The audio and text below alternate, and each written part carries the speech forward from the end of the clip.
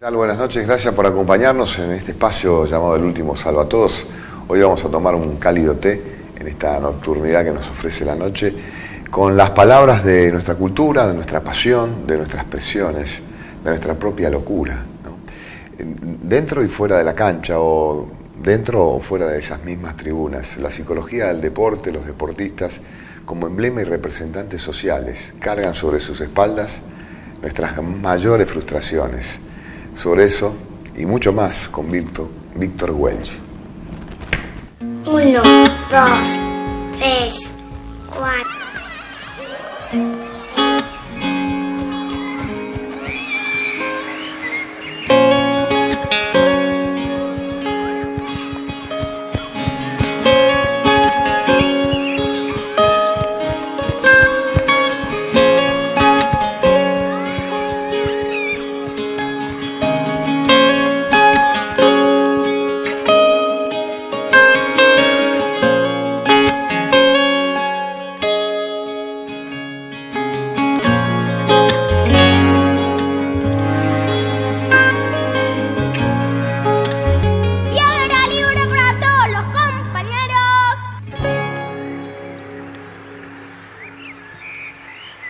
¿Cómo te va, Víctor? Buenas noches, gracias por acompañarnos. Gracias por acompañarnos. Doctor Welch. ¿Así está bien para pronunciar tu apellido? En Welch. realidad es alemán, es Welch. Welch. La W como B. Exactamente. ¿Qué haces realmente vos de tu vida? Siempre ligado al deporte. Corro maratón antes de jugar al fútbol. Siempre ligado al deporte, y después, cuando me dediqué a estudiar psicología, lo relacioné al deporte. ¿Sos psicólogo deportivo? Psicólogo deportivo. ¿Y atendés solo deportistas? No. Pero la mayoría de tu clientela es... La mayoría deportistas, pero también, por suerte, he visto todos los casos que te dicen en la facultad, los he visto. En la Argentina el deporte, viste, es una excusa para la pasión. Y la pasión, a veces desmedida, es una locura insostenible, insoportable. El deportista siente esa insoportabilidad de su propia acción, es decir, esa cuestión. El deportista que con su juego o con su acción deportiva representa el humor social de otro, digamos. No el propio. O sea, vos corres maratones, si a vos te va bien, te va mal, sos vos. El que corre 100 metros para un club, digamos, más allá de que representa un club, una institución, corre para él. Hay deportes, hay situaciones de mayor extremidad que el que asume esa responsabilidad carga no con sus propias expectativas, sino con las expectativas de gente que ni conoce. ¿Cómo se lleva esa situación con el mundo real que a vos te toca analizar? Depende de cada deportista, depende de su formación, depende de sus expectativas. Muchas veces en alta competencia también es importante que encuentre el jugar, el deportista de alta competencia también, para poder sobrellevar todo eso. Porque si no, llega un momento en que es una carga tan grande que lo pasa por arriba. Ya juega más por la gente que por él mismo. Hay muchos casos así. Sí. Hay muchos. Sí. Yo creo que la mayoría de los jugadores profesionales juegan en búsqueda del aplauso y para evitar el abucheo. Sí, hay casos que me ha tocado ver que realmente no. Y hay, por ejemplo, jugadores que le importa 3 pitos lo que pasa afuera. Sí. ¿Que se pueden abstraer? Sí. ¿Tipos conocidos? Sí, yo hay uno que lo cito siempre, y él muchas veces sabe que lo cito. Que es conocido acá, el Cholo Guiñazú.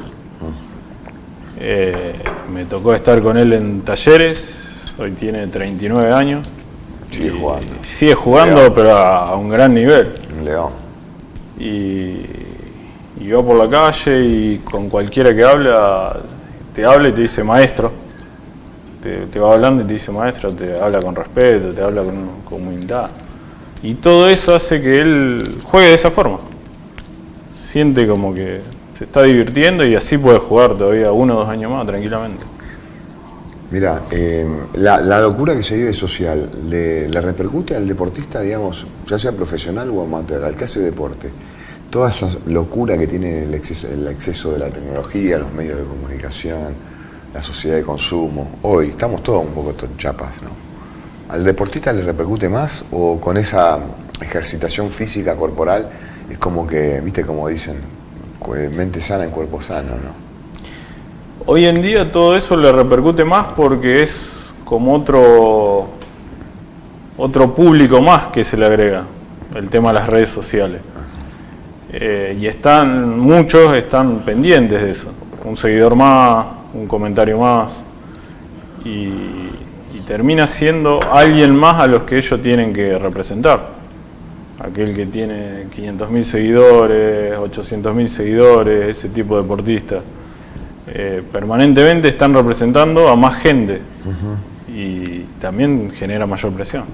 Es muy difícil, digamos, para un deportista salir de esa locura, decir, vos hablabas de Guiñazú, pero yo te hablo de deportistas de elite que hacen todo para la gente, o para las empresas para las cuales trabajan, incluso jugar a lo que juegan. Sí, es difícil.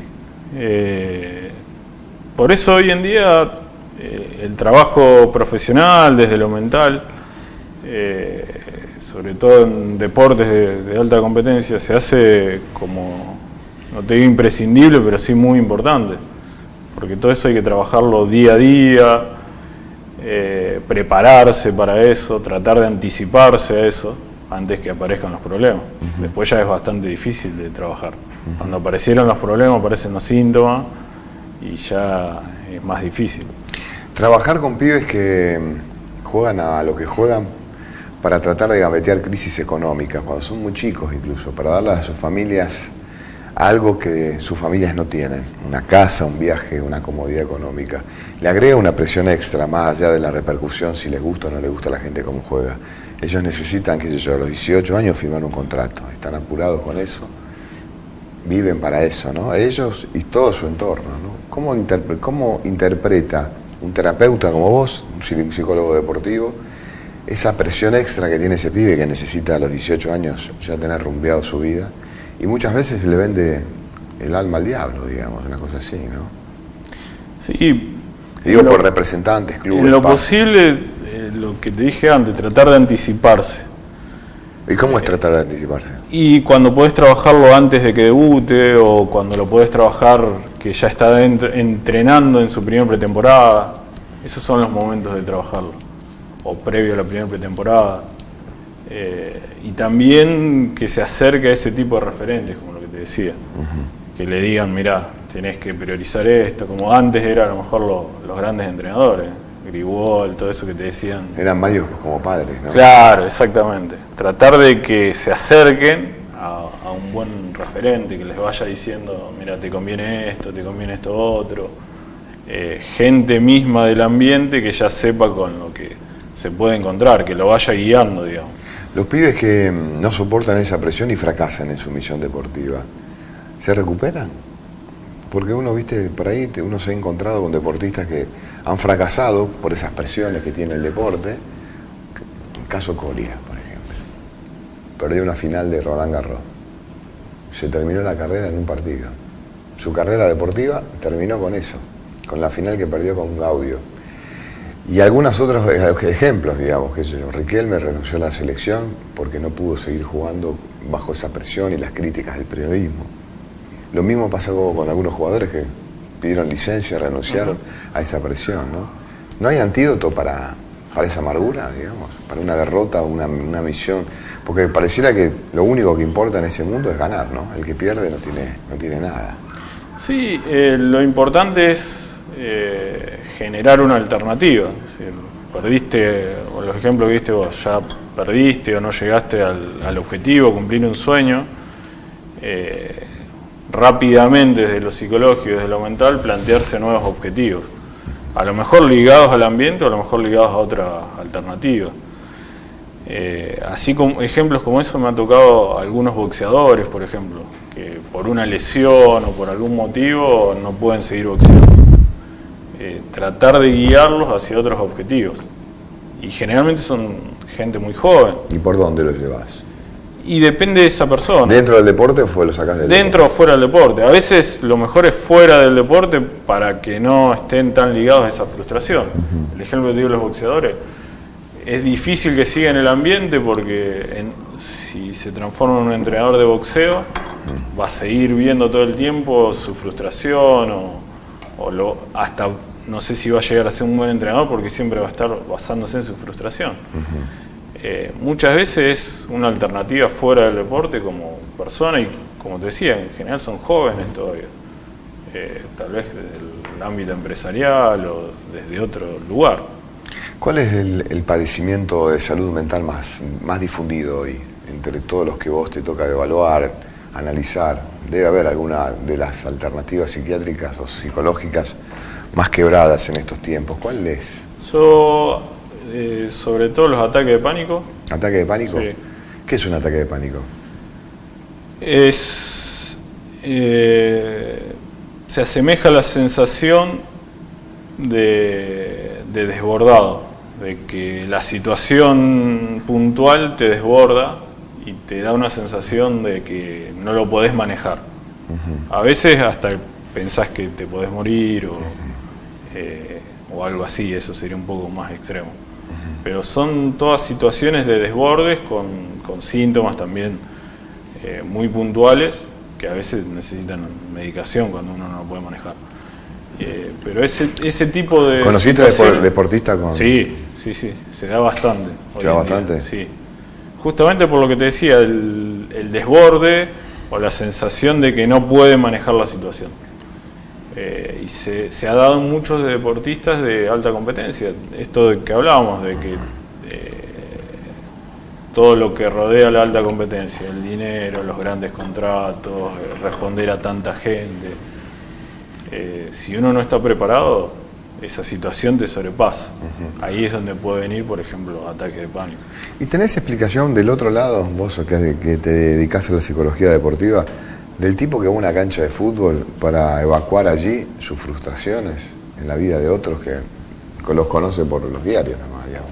El tipo que va para tratar de que su equipo gane y si no gana es toda una mierda y el jugador que juega mal es un desastre y empieza a insultarlo, a agredirlo. ¿Qué pasa con ese tipo? Bueno, esa es la parte que me tocó atender como paciente. Yo te decía, no solo deportistas, sino también pacientes. Bueno, me ha tocado atender pacientes desde este lado, del lado de hincha. Me acuerdo de algunos casos cuando fue el descenso de Central, de tipos que realmente estaban angustiados. Sí, llegaron al punto de la depresión.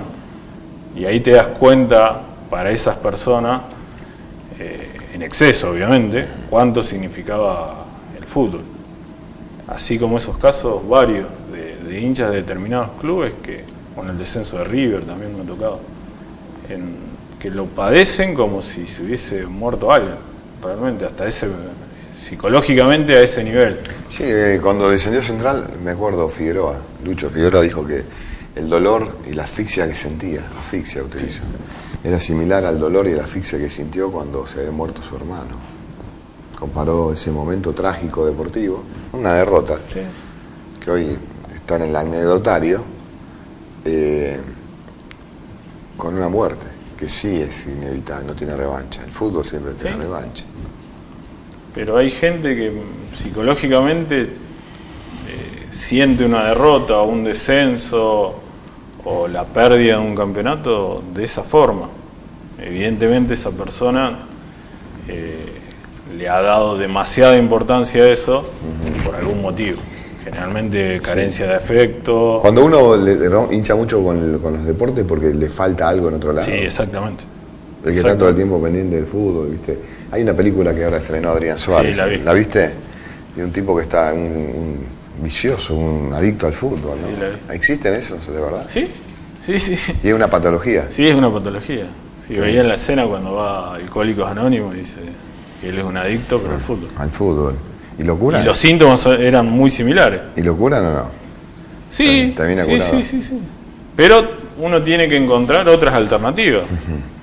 ¿Qué puede reemplazar al fútbol? Y un montón de cosas. Depende de la vida. Un montón de cosas, de la vida cotidiana, relacionado a lo familiar, relacionado obviamente a un trabajo. En la película él se queda sin trabajo, prácticamente llega al punto de separarse de su mujer, va perdiendo amistades. salvo las que estaban ligadas al fútbol. Es como que realmente pasa lo que Sí, pasa sí, de un sí, adicto totalmente. a cualquier otra sustancia, ¿no? Y la solución es justamente por esos lados, por el lado familiar, por el lado del trabajo, por el lado de buscar otras alternativas, y de que eso tenga una justa medida, que no sea en exceso. ¿Te tocó analizar a algún adicto al fútbol y curar? Sí, intentar sí, curarlo? yo por eso cuando veía la película lo asemejaba a muchos casos que me ha tocado. Bueno, el caso este que te decía, el ejemplo de estos hinchas, uno de River, uno de Central, llegó a ese punto. Estaban en ese punto de que era el fanatismo, Era tanto. que lo tomaron como una muerte, al mismo nivel, exactamente desde lo mental, exactamente al mismo nivel que si hubiese muerto alguien importante. ¿Por qué, Víctor, estamos tan locos? ¿Por qué estamos más locos que antes? ¿Qué pasa con la gente, con la sociedad, con los entretenimientos sociales, con los vínculos de pareja? ¿Por qué ustedes tienen tanto trabajo? Por suerte. Yo lo que pienso siempre es que estamos muy acelerados, como que estamos sobreestimulados. Tenemos tantas cosas como para elegir, como para ver, como para en todos los sentidos. Prendés la tele, querés ver deporte, tenés un montón de canales. Querés ver películas, tenés un montón de canales. Como que estamos sobrepasados de estímulos y los queremos todos ya. Y eso va generando de que la máquina, digamos, el cerebro, esté sobrepasada. Y por algún lado explota. Por un lado explota, y cuando explota, ¿qué pasa? Y ahí aparecen las distintas patologías. Depende de... ¿Viste algún cómo tipo explota. desquiciado por eso? Por Sí. la presión del fútbol. ¿Sí? Uno dice, los técnicos de fútbol, por ejemplo, tipos que tienen el cuerpo ya preparado para una manera que tiene que ver con que pueden trabajar 2 o 3 semanas y ser despedidos. Una arbitrariedad permanente sobre el desempeño profesional de ese hombre, si lo hizo bien, lo hizo mal. ¿Te ha tocado atender técnicos? Sí, yo trabajaba junto a un entrenador y permanentemente... ¿Lo tenías que remontar a él? Sí. No tanto de bajonearse, pero sí de que pueda descargar toda esa tensión previa a un partido y posterior a un partido. Es una presión extrema que no es para cualquier persona. No es para cualquier persona. No. Por eso también lo que veo, lo que te decía antes, muchos cuerpos técnicos en fútbol, sobre todo de los nuevos, ya tienen dentro de su cuerpo técnico un psicólogo, coach en todo caso. Porque es muy importante también para ellos, para lograr descomprimir esa presión y poder tomar las mejores decisiones. Justamente esa presión a veces te nubla o te saca de foco. Muchas veces ellos mismos tienen que bajar un cambio para poder tomar las mejores decisiones. Nos quedan 7 minutos de programa. Me gustaría usarlo para lo que está pasando hoy con la selección argentina. Hay una hipótesis deportiva cierta que tal vez la Argentina, la selección que representa a la Argentina, no juegue el Mundial. Porque todavía faltan algunos partidos, 2 partidos, si les va mal, podría quedar afuera. Hay, digamos, si vos tuvieras que intervenir sobre ese plantel, ¿cómo arrancás? ¿Lo agarrás a Messi? ¿Lo agarrás al técnico? ¿Lo agarrás a todos? Si tuvieras que... Le quedan 6 puntos a la selección y pueden quedar por primera vez de una copa fuera del Mundial. ¿Cómo le hablarías? ¿Y a quién le hablaría? Si es que a lo mejor hay un líder que si vos destrabás ahí, logras contagiar al resto. Sí, la primera persona sería el entrenador, obviamente. Que esté, como te decía, lúcido, bien claro en sus decisiones, y le quedan 2 partidos, en el que no se puede equivocar. Esa sería la primera. Y después individualmente con los que seguro te pueden llegar a salvar. Los jugadores más virtuosos Sí. del plantel.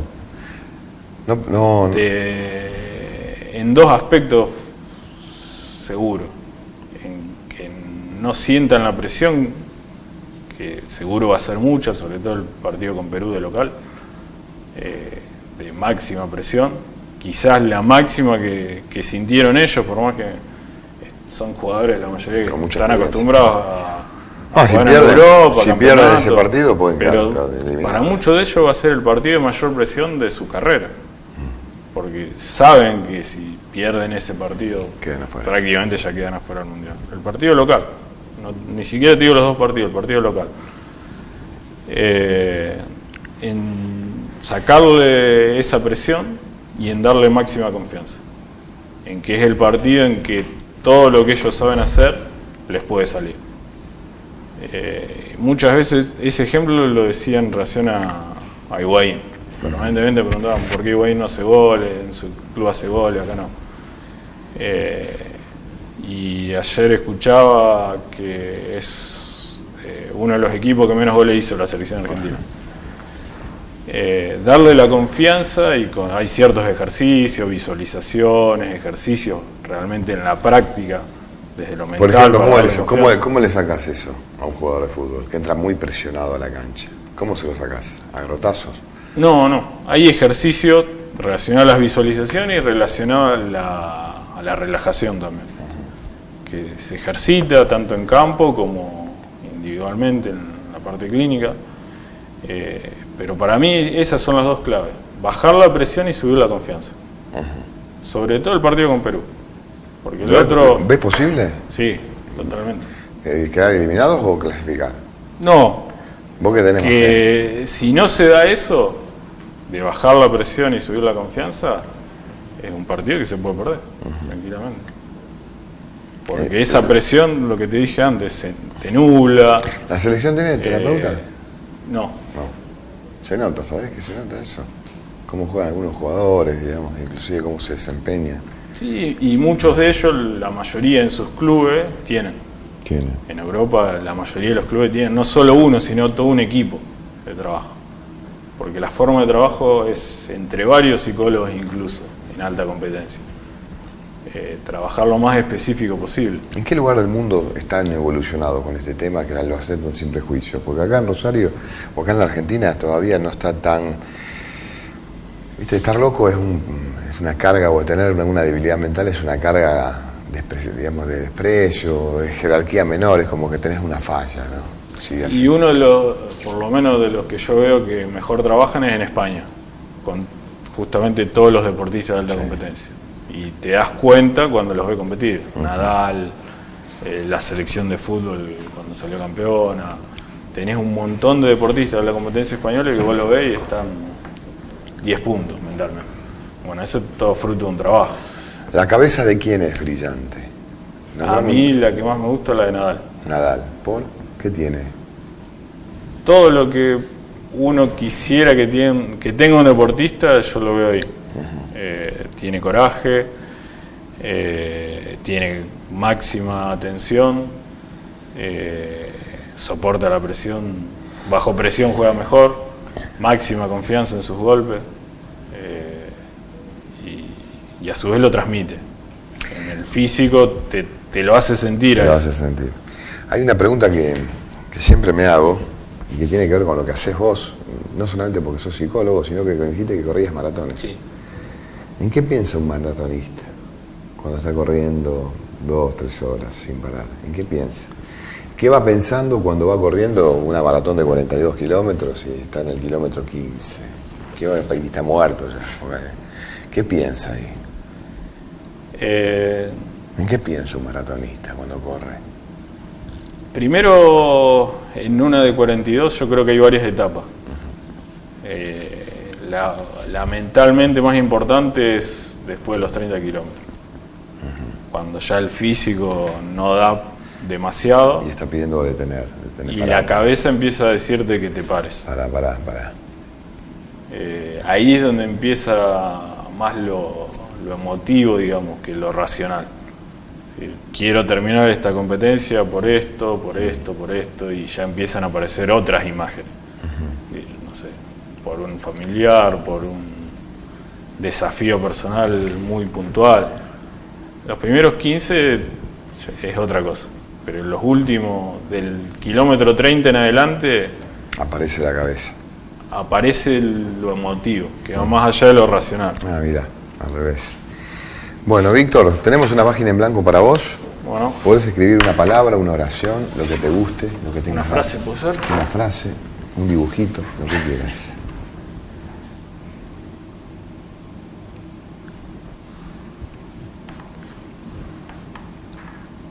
Hasta la victoria. Ah, mira. La palabra siempre te mete presión, ¿eh? ¿Por qué siempre? Se puede guardar también. ¿Por qué me escribes siempre? ¿Vos con el nombre? Sí, claro, firmá. Te voy a analizar, ¿por qué me escribes siempre? Ahora te lo ves. Primero, facultad de psicología, obviamente, dimos mucho sobre el Che y todo eso. Ah, bueno. Facultad de psicología. Sí. Y después, relacionado a deporte, me gustó la frase. No es tanto por la victoria en sí, sino porque es una frase de superación. El camino de la superación. Es decir, siempre anda por lo máximo. Claro, tratemos de ser mejores también. Y el siempre es lo que más me gusta de esa frase, más que la victoria. Mira, palabra fuerte. ¿Qué te hubiera gustado ser cuando eras chico y cuando eras grande? O sea, cuando eras chico decías, yo cuando quiero ser grande quiero ser, ¿qué cosa? Futbolista. ¿Y pudiste o no? Y jugué al fútbol hasta el que empecé la facultad. Ajá, Y, hasta los 18. Y hasta los 18. ¿Y dónde? En San Lorenzo, en el Club Remedio de Escalada. Remedio de Escalada. ¿De qué jugabas? De marcador central y de lateral por derecha. Mirá. Bueno. Hasta la victoria siempre. Sí. ¿Vos hubieras necesitado un psicólogo deportivo Sí. cuando eras chico? Sí. ¿Por qué? ¿Cuál era tu turbamulta? El tema de la confianza. ¿No tenías confianza en vos? Y un poco más de confianza en eso. Víctor, gracias por venir. ¿eh? Gracias a vos. El último salva a todos.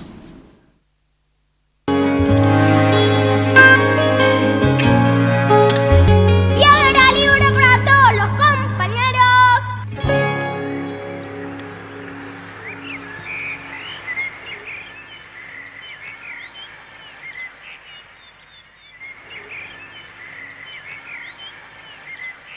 Con tu tarjeta de crédito del Banco Municipal, 12 cuotas sin interés en turismo. Si no la tenés, pedila volando en www.bmros.com.ar y recibila en tu casa. Banco Municipal, el banco de tu mundo.